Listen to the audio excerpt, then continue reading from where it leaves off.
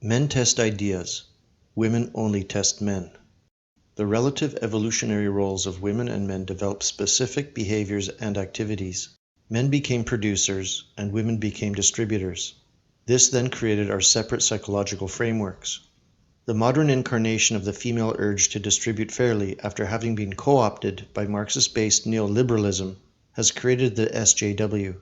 This explicitly feminine phenomenon is now associated with women who have come to political power in the West, and it can be called political feminism.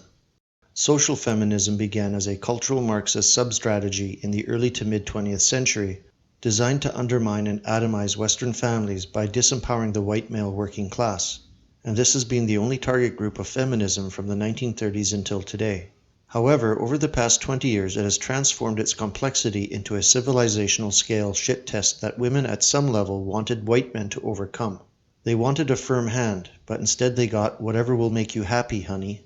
The men of our civilization failed this colossal shit test.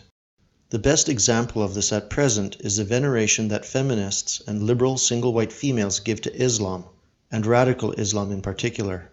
There seems to be a sexual attraction by these women for the totalitarian masculine dominance that they themselves have chased out of the West. This is the only rational explanation for such an odd alliance. And if it is true, then what does it really mean? Single white women don't want to be appeased. They don't want to be indulged. They don't want to be catered to, coddled, or placated. They don't want their tears dried or their complaints addressed. They don't want men to listen to their words. They want men to watch what they do and respond with the requisite dignified and dominant masculinity. They want to submit to a man and to a society worthy of their submission. Single white women individually and collectively shit test men through the male achievement of civilized society.